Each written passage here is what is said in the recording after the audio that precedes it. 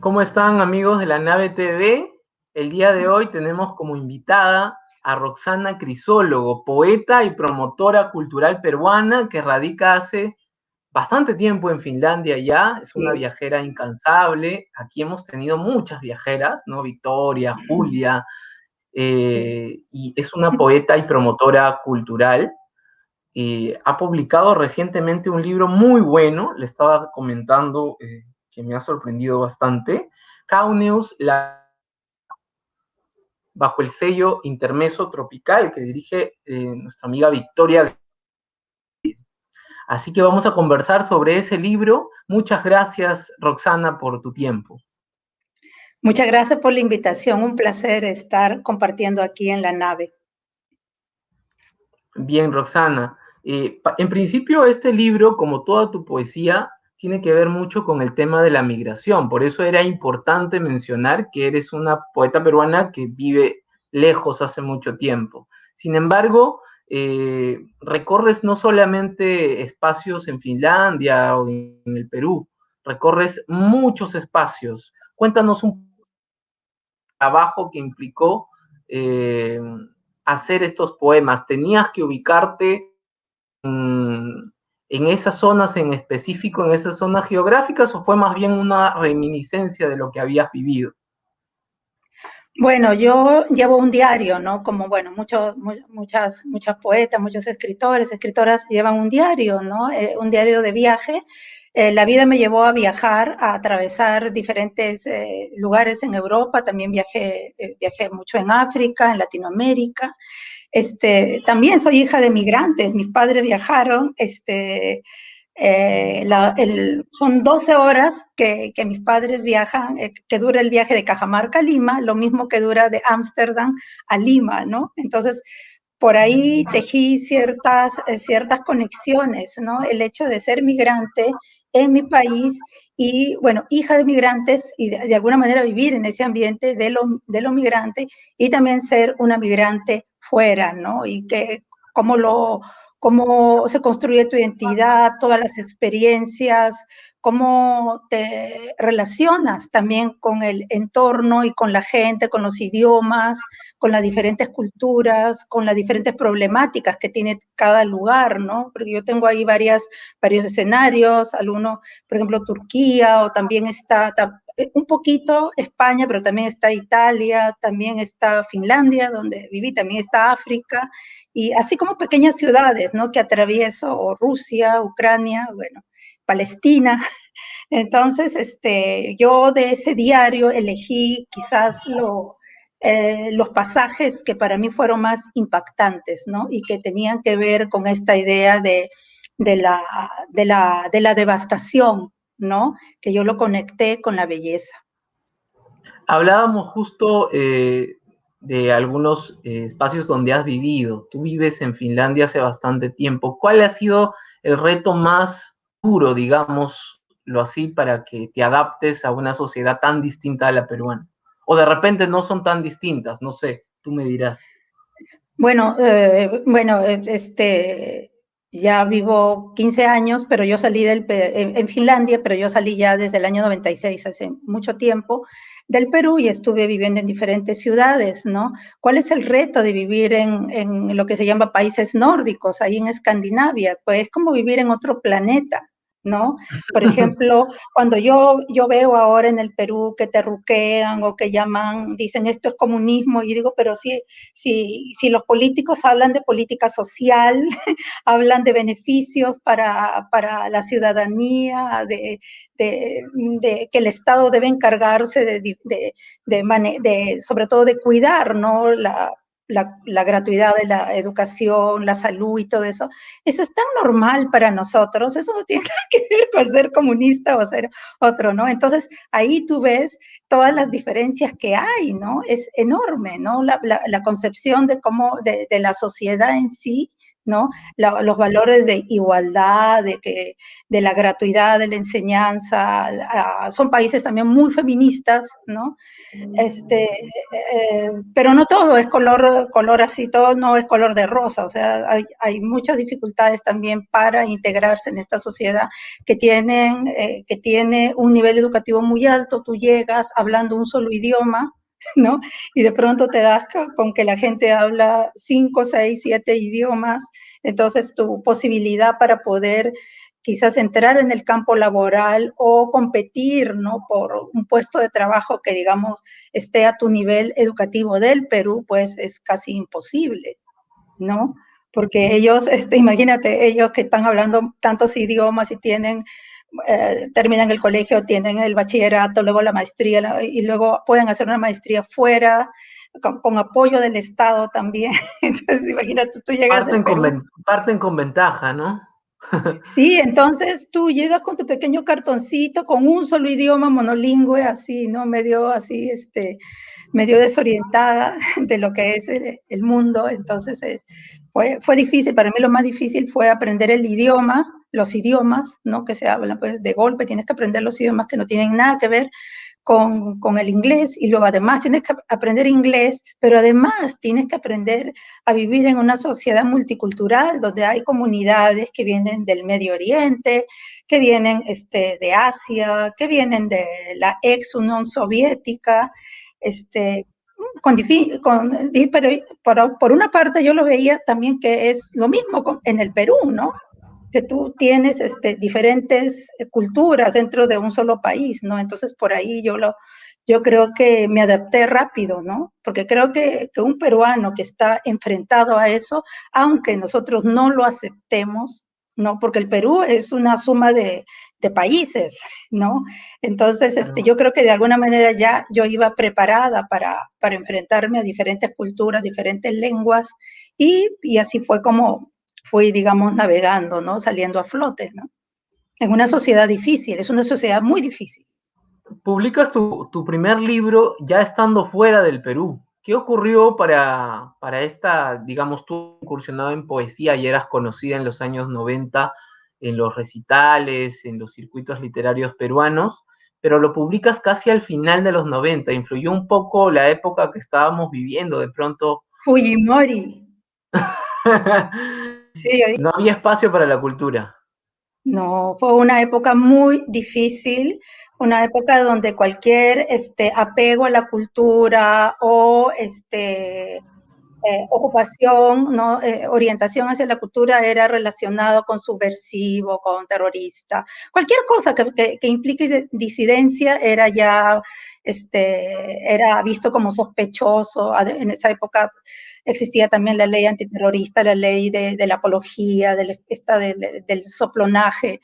Fue una época muy, muy, muy difícil. Yo salí del Perú el año 96 así, harta, pero con mucha pena también. Como yo, salieron muchísimos, ¿no? Entonces, cuando mi novio, que bueno, luego fue mi esposo, en ese entonces me dice, vamos a viajar, yo le dije, viajamos aunque sea en un camión, encima de las papas, pero me voy, ¿no? Y nos fuimos, ¿no? Y luego ya desde la distancia ver el Perú fue un poco más como más tranquilo, ¿no? Entender qué es lo que había pasado, por qué había pasado, y ya con esa calma puede decir, bueno, ahora voy a publicar mi libro, porque tampoco no es justo que durante toda esta época he estado tan amargada y tan molesta y tan frustrada, pues tengo que publicar el libro. Entonces ahí es donde yo publico el libro, el año 99, ya para la salida de Fujimori, ¿no? Sale Fujimori, sale mi libro, Abajo sobre el Miguel cielo, se Ildefonso llama. también, ¿no? Sale el libro ahí, salen nuestros primeros libros. Claro. Era un grupo Sí. poético llamado Noble Caterva, ¿verdad? Yo participé en ese grupo Noble Caterva, uy, pero eso fue a inicio de los años 90, sí fueron algunos años, ¿no? Sí, porque era también la época en que pues tú caminabas en grupo, ¿no? Entonces, no tanto porque tú quieras estar en un grupo, sino era más por seguridad, ¿no es Y cierto? cuidándose. Cuidándose, era así, ¿no? Entonces eran como circunstancias muy particulares que hicieron que se formen los grupos. Ya no volvió a ser la época pues de hora cero, bueno, no sé, que era el ambiente, ¿no? De la bohemia, de eso, ¿no? Tú estabas así, asustadísima, ¿no? ¿Qué es lo que va a pasar? Entonces ibas caminando. Yo siempre explico de esa manera el hecho del grupo, ¿no? Creo que, y estuvo bien, ¿no? Fue una experiencia. Comentas que te enamoras, por decirlo de alguna manera, de la poesía justamente leyendo a Hora Cero, ¿verdad? Sí, sí, Cuando eras sí. chica. Claro, sí, sí, sí. Cuéntanos un Yo poco leí. más sobre tu infancia. ¿Se leía en tu infancia? ¿Había esta costumbre, este hábito? ¿O fue más bien un golpe de suerte, digámoslo? Bueno, yo fui niña de la época de Velasco, ¿no? Del plan Tupac Amaru y Ujú. veía noticieros donde había una sección donde hablaban en quechua, entonces yo aprendí Causacho en Perú, entonces, o sea, digamos que yo abrí los ojos en esa época, que creo que fue muy importante en mi vida. Luego lo que pasó con Velasco, no sé, pero como te digo, son los recuerdos que una tiene como niña y que ve en la televisión y luego dicen, la reforma agraria, o sea, la tierra es para quien la trabaja. Entonces, tú eres una niña y luego tienes el periódico y ves poemas de Watanabe y ves poemas de Hora Cero y luego ves también a tu familia que va llegando de la provincia a Lima y ves que tu casa está llena de tus primos, ¿no? Y de tus tíos que vienen a buscarse la vida, a hacer el Perú, ¿no? Vienen a triunfar, ¿no? Entonces ese espíritu, ¿no? Del migrante que va a conquistar la capital fue lo que a mí me llenaba, así como, wow, qué impresionante, esto es así como, era como los cuentos, ¿no? Así de caballería, ¿no? Pero no habían caballeros, sino era mi familia migrante que venía a conquistar la ciudad. Y luego eso lo veía en la poesía, ¿no? Ramírez Ruiz, Pimentel, Verástegui, ¿no? Y O sea, luego ya Carlos Moyet también. el chip de la migración siempre estuvo presente en ti, bueno, en tu Sí, familia, ¿no? Desde sí, Cajamarca a Lima, donde se sí, instalan en San Juan de Miraflores, si mal no recuerdo, sí, pero sí, además hay otro hecho que marca también un poco tu poesía y que se ve claramente, claro, de modo muy sutil, por supuesto, como tiene que ser en el arte, que es el tema del racismo, la discriminación también es sí, algo que te ha marcado. ¿Puedes contarnos un por poquito de supuesto. esas experiencias y cómo las incluyes en tu poética? Bueno, tú sabes que cuando vienes de una familia migrante, porque todo, bueno, primero tengo que decir que para mí la poesía está conectada con la realidad. Yo no, lo que digo en los libros ha sucedido, ¿no? Uh -huh. Es como una crónica poética, ¿no? Es como un registro también, porque es como si, bueno, la poesía tiene oídos, la poesía habla, ¿no? Habla y las palabras están ahí, ¿no? Hablando por otros, ¿no? Cosas que escuché. Y entonces, desde ese punto de vista, también registran estos acontecimientos de discriminación, de exclusión, que yo lo veía en mi propia vida de niña, ¿no? Mis hermanas, pero también lo veía en otras personas, también lo veía en otras familias migrantes, también lo vi afuera cuando cuando viví, bueno, en Brasil, viví en Ecuador, cuando viví en Nicaragua, que me dijeron Menchú, ¿no? Y yo no sabía qué significaba, yo decía, Rigoberta Menchú, y no sabía, me decían, esta es una Menchú, por mí, y yo no sabía que eso significaba que era una india, ¿no? En Ajá. Nicaragua. Entonces, situaciones así, ¿no? Que también se ve en Europa con el avance, el auge de los grupos de ultraderecha, que no es algo nuevo, pero es algo que se ha ido alimentando más y cada vez más. Y entonces tú escuchas del diario discursos de odio. Ahora en España acaba de ganar este partido de ultraderecha la ciudad de Madrid, ¿no? La dirección de la ciudad de Madrid. Pero bueno, esto es algo ahora que cobra cada vez más importancia y peligrosidad también, ¿no? Entonces, es indispensable que hable de eso. Y siempre estoy hablando como el otro, y siempre ese otro está con un cuchillo, como decir, a ver, dime algo, ¿no? O me estoy burlando de ese que me está atacando también ahí, ¿no? Bueno, sí, en la ¿Podría ser lectura, entonces la poesía una forma de defensa, digamos, una manera de defenderte del mundo también. ¿Lo has pensado de esa También, manera? también puede ser una manera de defenderme, pero tú sabes que los que escribimos poesía, pues somos privilegiados, porque podemos, imagínate, luego podemos publicar un libro de poesía, si es que hay una manera, o lo podemos publicar también online, o puedes hacerlo como plaqueta y lo repartes, ¿no? Entonces esa palabra es de alguna manera responsable, ¿no? Entonces, se difunde, ¿no? Y siempre va a haber alguien que lo va a leer y va a decir, wow, aquí está, ¿no? Eso es lo maravilloso de la poesía, ¿no? No es como la narrativa que tú estás esperando que una empresa te compre tus derechos y que esto y que tienes sueños de que puedes vivir de eso. Bueno, lo de la poesía no, ¿no? Nosotros somos más, yo casi me veo como una especie de activista de la poesía, ¿no? Que, que digo, bueno, voy a hablar del racismo, voy a hablar de los refugiados, porque ahí en el libro se habla bastante de los refugiados, ¿no? En el caso de Europa, pero que también se puede aplicar en el caso del Perú. En el Perú tenemos los refugiados que vienen de Venezuela, ¿no? También, bueno, llegan de Colombia ahora, como también los peruanos fueron refugiados también en su época en Argentina, en Chile, en España. Entonces tú no puedes decir que, no, yo no, porque alguna vez también te va a pasar o te pasó, ¿no? Los peruanos también huyeron del Perú, ¿no? Entonces son cosas que tú estás aquí, estás allá y son fenómenos que se van repitiendo al ritmo de las crisis mundiales y del surgimiento de autoritarismos y todo eso, ¿no? Sí, sí, Los versos de Cauneus dicen en la página 16, un poema sin título, como casi todos los poemas, así. No fue tan simple reunirme para salir en la foto familiar completa, sonriente. La buena hija que salió del país, el país que me abandonó. El abandono de una bandera que un hincha enfurecido olvida en el perchero de un bar. Quería hablar un poco de estos versos porque a mí me causaban con la sensación de rabia también, ¿no? O sea, sí, como, sí. como el Perú, decía un escritor que yo admiro mucho, Carlos Calderón Fajardo, es un país que se devora a sus mejores hijos. Siente, Ahí está, eso, mira, sí, no sé por qué se me vino, sí, así es, ¿no?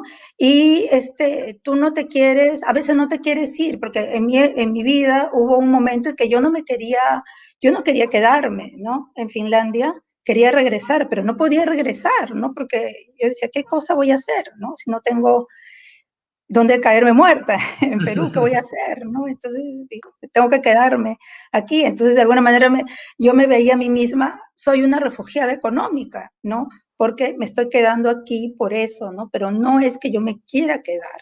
Entonces, ahí en ese libro hay mucha rabia, qué cólera que no me puedo quedar. Específicamente en ese poema, y hasta me digo Tupac Amaru, soy un Tupac Amaru así, totalmente destrozado, ¿no? Es que en ese poema estoy muy molesta, sí. y Sí, así además, es. ¿tú crees? Hay un concepto muy bacán que yo lo leí, de que la identidad también se forma a través de arraigos múltiples. ¿Tú crees que de todas maneras, a pesar de que has viajado y has vivido en varios países, tu arraigo realmente sigue en el Perú? Claro, yo creo que sí, a pesar de que, bueno, a mí me gusta Finlandia, ¿no? Yo tengo mucho cariño a Helsinki, ¿no? Que es la ciudad donde yo vivo y siempre regreso y me cuida y bueno, vivo en el estado de bienestar, entonces digamos con cosas básicas para no quedarme en la calle así, ¿no? Desamparada, ¿no? Como pasa Ujú. en el Perú, lamentablemente, ¿no? Pero mis raíces profundas, más profundas y más así, esas cuerdas de esa guitarra que son las que chillan más, son así del Perú, ¿no? Obviamente. Sin embargo, cuando hemos hablado al inicio de estos países y de estos viajes, tú mencionabas que no hay sociedad perfecta, que a pesar de No, que vives en Europa y que hayas ido por lugares más desarrollados, entre comillas, que en nuestro país, nunca vas a encontrar la perfección y justamente el tema central del libro es eso, ¿no? Encontrar Sí, lo bello a pesar de lo monstruoso, apabullante que podría resultar una ciudad. ¿Y dónde sí. tú te has sentido más apabullada, aparte del Perú, claro? Donde me he sentido más así abrumada. Para mí, por ejemplo, Rusia siempre fue algo muy complicado. Ujú. No, pero eso también tiene que ver porque en Finlandia, Rusia es un país complicado, ¿no? Rusia quitó un pedazo de Finlandia, estuvieron en la Guerra Mundial peleando y hay toda una historia que habla de la heroicidad del pueblo finlandés, jóvenes, miles que murieron ahí en la nieve luchando imagínate, contra el inmenso ejército ruso, ¿no? Soviético, perdón, que todavía era eso, ¿no? Entonces con Rusia para mí siempre fue un poco complicado hasta que yo crucé ese lado, ¿no? Crucé el lado de Rusia, estuve en Ucrania, luego íbamos para la ruta de la seda, bueno, Uzbekistán, toda esta zona que fue antes la Unión Soviética, y experimentando, ¿no? La cuestión así muy rígida, autoritaria. Iba yo en un tren, íbamos de una ciudad en Uzbekistán a otra, y viene los guardianes, vigilaban hasta que ellos se decían, tienes que ver la televisión. Yo no quería ver la televisión, así que yo me salí de mi sitio y me senté en la grada y me puse a leer, estaba leyendo, no sé qué cosa. Y él viene y me hacía así, me hacía así, me hacía así. Yo no sé hablar ruso. Después me dice, así, regreso y me cierra el libro, ¿no? Uy, Y me enseña la cámara, la pantalla, ¿no? Entonces ahí, o sea, ese extremo es aterrador, ¿no? Sí, se me pararon los pelos de punta, claro. ¿no? Bueno, un Sí, control más impúdico, ¿no? De las cosas. es un control tremendo y ahí yo empecé a elaborar ese miedo que tenía, más bien con empatía, ¿no? Porque, bueno, estos países han sido parte de la Unión Soviética, se han independizado, pero todavía no se han independizado y ahí hay algunos textos que hablo, ¿no? De gente que estoy en Kiev, estoy por la ruta de la seda y bueno, ese poema del aviador, ¿no? Que es un chico que hablaba en clave, no podía hablar directamente si no me hablaba en clave. Y decía, llámame el aviador. Ah, el aviador. ¿Y qué haces tú? A mí me gustan los países, porque quería hablar de los países, pero no podía hablar. Entonces, bueno, alguna vez sí me da la energía, escribiré cuentos sobre eso, pero fueron experiencias muy, muy fuertes, ¿no? De encontrarme con gente que llega a ese nivel de temor, de ausencia de libertad de expresión, de poder hablar, ¿no? Justamente estaba durante el tiempo que respondías la pregunta, un poco buscando algunos poemas que a mí me gustaban, que me gustaron sobremanera, por cierto, este de la página 31-32, donde mencionas el Chifa Felicidad. Y me Sí, parece, y me parece algo muy bonito porque ahí ciertamente tú expones una situación muy cotidiana, pero también se revalora en esa situación cotidiana que también pueden haber cosas bellas, ¿no? O sea, el sí, solo hecho de sentarse, comerse un chifa, llegar, es ya una ceremonia sí, espiritual para ti. En ciertas sí, circunstancias, claro que puede ser así, ¿no? Sobre todo cuando sí, estamos aprisionados desde arriba, desde el Estado, desde el control sí, sí, absoluto, sí. ¿no? Claro, porque bueno, porque también yo quería expresar esa peruanidad. Yo puedo ser una persona muy, claro, estoy leyendo, estoy escribiendo, todo, pero a mí me gusta cocinar. Y me gusta la comida peruana. Entonces, a veces escuchaba, pero qué frívolo que la comida peruana, que esto. No, le digo, no, a mí me gusta. Y en mente tenía algo de que me gustaría hacer un poema al ceviche, un poema esto. No me salía, pero digo, me salió al chifa, ¿no? Digo, sí, esto tiene que ser una mezcolanza, como es el Perú, ¿no? Esa mezcolanza que es el chifa, ¿no? Y ahí justo digo que quien entiende ese amor, ¿no? No sabe de esa desazón que es que te guste, toda esa mezcolanza, ¿no? que es el Perú y que también es el Chifa. Dime, en una entrevista con Javier Torres, algo que me llamó mucho la atención, que le contabas a Javier, era de que cuando eras niña, tú te sentías un poco la madre de tu madre, porque tu mamá que emigró desde Cajamarca a Lima, había cosas en las que se le hacía un poco más difícil adaptarse, ¿no? Era un poco Sí, sí, complicada y sí. tú obviamente como eras menor, prácticamente lo adquirías. Entonces servías a tu mamá como una suerte de protectora también para ciertas situaciones. Y ahora, con el paso del tiempo, ese rol lo ha asumido mi hija, ¿no? Que me imagino Sí, que ha crecido ya prácticamente fuera del Perú. claro, mi hija, porque, por ejemplo, por más de que yo sé el idioma finés y sé inglés y puedo leer algo de sueco y hasta puedo entender el alfabeto ruso, porque vivir así en un lugar donde hay tantos idiomas te obliga, ¿no? A la mala, a de alguna manera tener estos conocimientos básicos.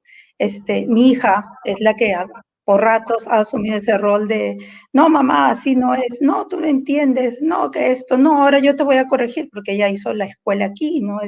Terminó el colegio, hizo el bachillerato, está ahora en la universidad, entonces es gracioso que ella ahora se ríe, ¿no? Me dice, ah, sí, tú eres mi hija.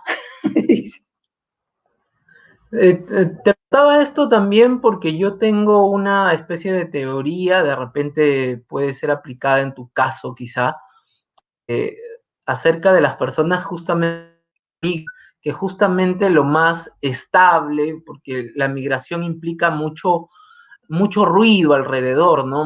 Sí, Muchas veces desconexión, ¿no? A veces lo más estable que tiene el migrante es, en el caso de las mujeres, la hija o la madre, ¿no? Esta figura de la maternidad. ¿Crees que eso ha sido también importante para tu poesía? sí, claro.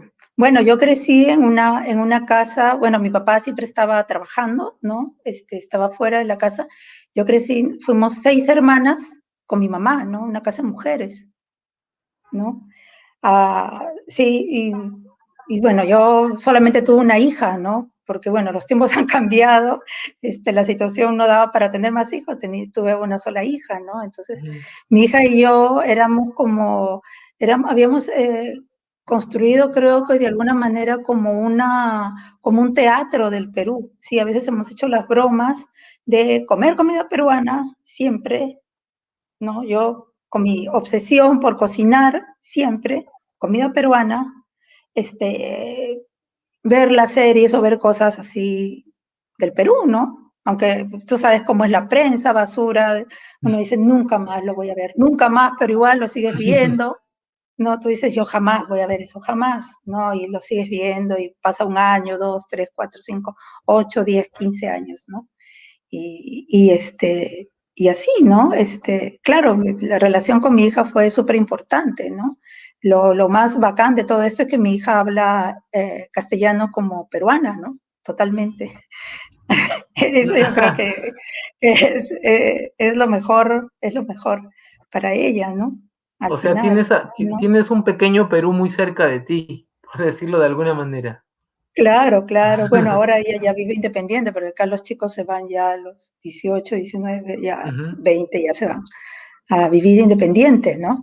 Pero sí, sí, sí, de alguna manera sí, pero también mi manera de conectarme con el Perú también puede ser, es ahora que con la internet, ¿no? Tú puedes leer, no sé, comprar libros, ebooks y todo eso y leer PDFs y ahora más en esta pandemia, ¿no? Que ha sido el festival de los PDFs, ¿no? Entonces parece que uno ha leído más que nunca en su vida, ¿no? He leído Es, poetas que yo es, no había leído antes, sí, es sí, más cierto, es cierto. conectado. Y además tienes una vinculación de alguna manera política, Perú, porque tienes este activismo cultural y también feminista. Estás muy consciente de la necesidad que tenemos de empoderar a las mujeres, de darle el valor y el lugar que le corresponde, ¿no? Bueno, sí, ¿no? Participo bastante, con mis compañeros, o sea, nunca perdí el contacto, ¿no? Y agradezco mucho, me siento muy feliz, ¿no? De mantenerme en estos colectivos, ¿no? Con el Comando PLA, ¿no? Y además con la periódica, ¿no? Que es esta revista que me gusta Sí, mucho, ¿no? Que ha significado también para mí un desafío grande, ¿no? De ver todo este proceso de edición y de conectarme, no solamente como poeta con la poesía, con la literatura, con la crítica, sino con la política, ¿no? Con la vida real, ¿no? Que es algo también que a mí me interesa mucho, ¿no? Y que agradezco porque este proyecto de la periódica, que yo siempre invito a la gente a leer porque los artículos están de lujo ahí en las entrevistas y todo lo que se produce ahí, pues con la conducción de Teresa Cabrera y Violeta Barrientos, que son unas capas, ¿no? totales. Son unas capas totales. Yo estoy así fascinada, así, ¿no? Cómo avanzan, cómo la cuestión del análisis, ¿no? Porque antes como poeta a veces me sentí un poco inválida, ¿no? Entonces ahora es como que me siento un poco más completa, de ser un animal más político, poético y político también. Bueno, es que justamente como mencionaste, poesía también tiene que ver mucho con la realidad material, hace una crónica poética. Entonces, Sí, yo creo que ese paso hacia la edición de una revista o de una web me parece natural en ti, porque, a ver, veamos, este libro es lleno de anécdotas, como le decíamos, y off the record me contabas que todo lo que pasó aquí, es todo lo que verdad. dice aquí, pasó efectivamente, ¿no? Sí, así, igualito, tal cual. Y también hablábamos de que, ¿por qué la todavía incluir en la narrativa? Digamos que contar cosas está un poco más emparentado con escribir una novela o un cuentos. De pronto has intentado ya. Espero hacerlo. Intento, pero luego se convierte en libro de poesía en prosa, ¿no? Pero quizá pronto, ya, quizá pronto va a ocurrir eso. Pero sí me gustaría mucho. En uno de tus poemas, en la página 66, lo digo con páginas porque la mayoría de poemas está sin título. Por Ujú. cierto, ¿por qué decidiste no ponerles título? Una curiosidad No, editorial. porque es como el diario, ¿no? Es como un diario de viaje, ¿no? Es como un diario de viaje. Sí. Entonces, el poema de la página 66 y 67, que a mí me gusta mucho, empieza, ¿no? Una luz moribunda, ¿no?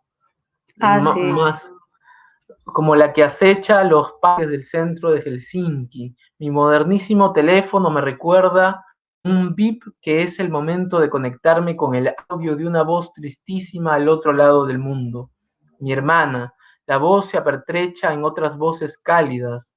La voz me aconseja, me recuerda y me imagina en un mundo irreprochable y blanco. O sea, hay esta percepción de aquí que el migrante que está en Todo, algún país todo es como perfecto. como en el que vives, la está pasando pero bomba, ¿no?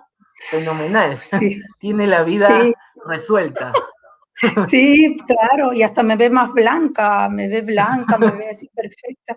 Yo le digo, oye, pregúntame cómo estoy. Suponen que todo es perfecto, pero la vida es dura, la vida es muy dura. ¿Cuál es Obvio, o una... sea, diferente, de diferentes maneras, pero es también, es difícil también, no es fácil.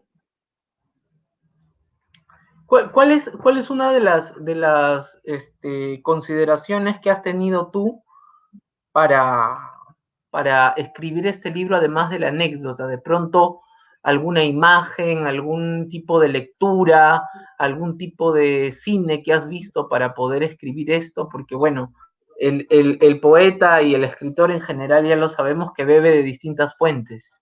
Claro.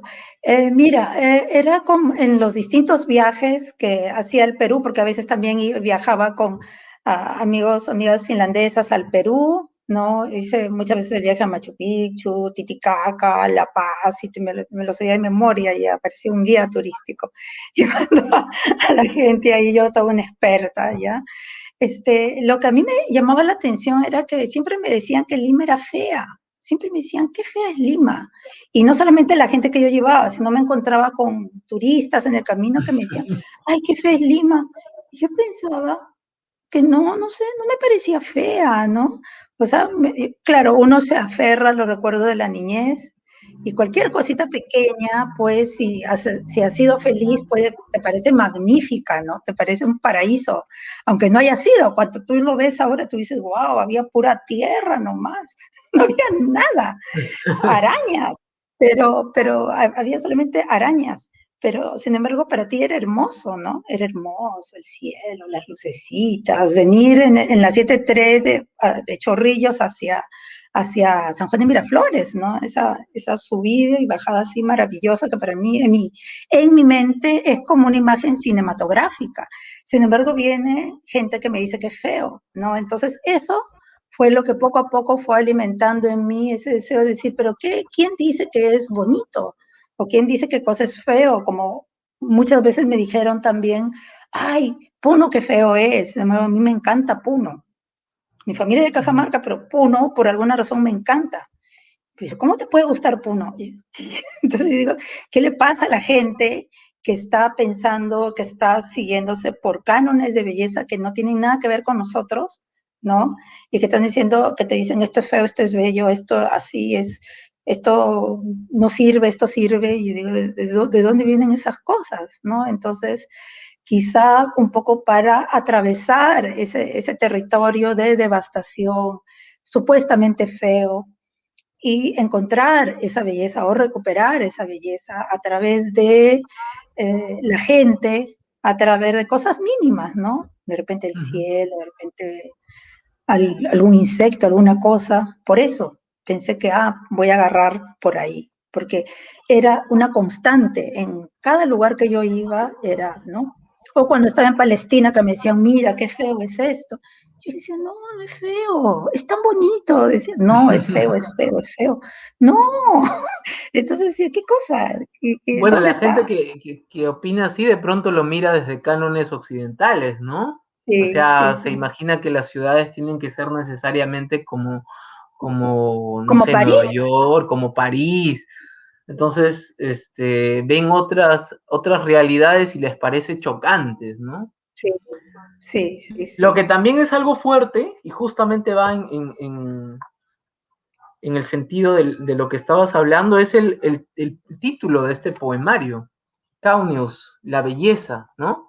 Que en realidad Caunius leía en otras entrevistas que mencionabas que sí significa la belleza en Claro, finlandés, en sí, en finés. finlandés, sí. Entonces, la belleza entendida como qué, y tú estás poniendo en cuestión el término, ¿no? En los poemas. No Sí, estás asegurando un tipo de belleza, ni estás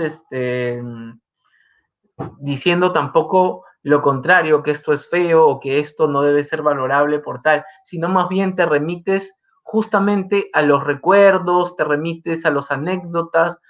Algo que me pasa a mí cuando viajo, por ejemplo, es un poco raro, porque a mí no me interesa mucho tanto a dónde viajo, sino más bien con quién lo hago o a quién voy a claro, encontrar, eso. ¿no?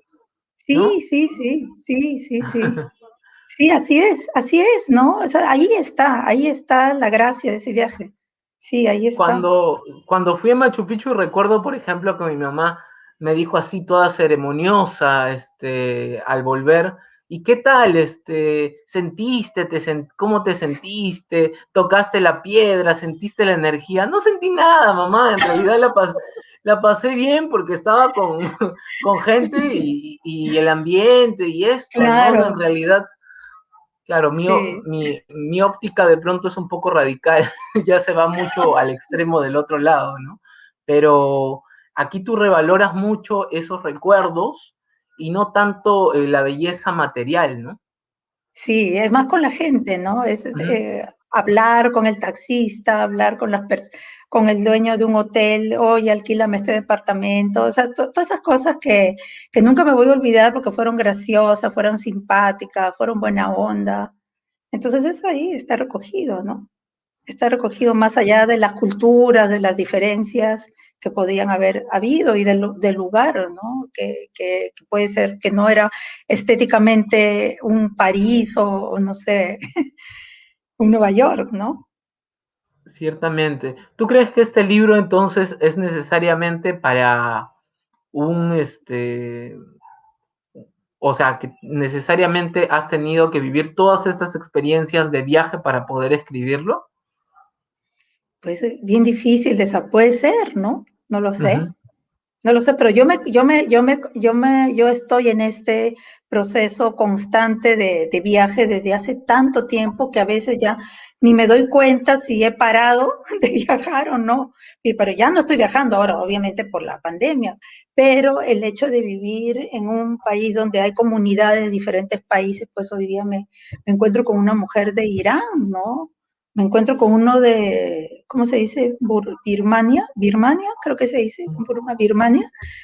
Entonces, también allí hay un viaje, ¿no? Aunque yo no me vaya al país, pero ya el contacto con esta persona, con mis amigos de México, otro viaje también, ¿no es cierto? Entonces, creo que eso de estar en el estado viaje va más allá de viajar materialmente a, Claro. a ir, ¿no? Sino estar Sí. saltando de una cultura a otra, esa curiosidad que para mí es, que no la puedo parar, ¿no? Es obsesiva para mí El desplazamiento físico no implica necesariamente un viaje, o un viaje tan aprovechable como que conozcas a otra persona con otra cultura, con otras costumbres, ¿no? pero Yo, por inclusive ejemplo, peruanos, pero ajá, inclusive entre peruanos, ¿no? Te digo, yo estuve en la universidad, tener un grupo de personas que no han ido a la universidad, que están en otra, que yo, me toca explicarles cómo son las elecciones en Finlandia, a una amiga del Ecuador viene, le estoy explicando, entonces todos esos son viajes, creo, ujú, es, interesantes.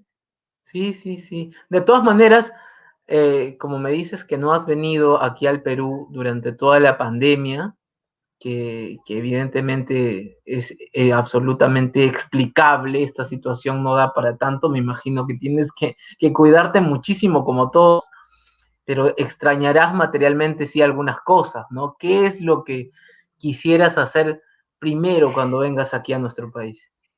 Ay, quiero ver a mis amigas, quiero ir a comer, En el Chifa quiero ir a Felicidad. comer. Sí, sí, la verdad que yo no, puedes creerlo que yo no soy tan chifera y es lo Ajá. más que y es lo que me salió porque hablábamos con mis amigas, creo que fue con Teresa Cabrera, que hablábamos de chifa felicidad, no sé, salió eso, pero yo soy más cevichera, o sea, de verdad que yo Ujú. sí, yo regresé a Finlandia el año pasado en marzo, el mismo día que decretaron la pandemia, agarré el avión y me regresé. Y entonces seguramente este año podré ir. Ya me han puesto una vacuna, falta todavía la segunda dosis y ya con eso ya puedo viajar, ¿no? Y Un poquito más así, tranquila. Ujú. sí, y de ahí de frente a comer un ceviche, ¿no?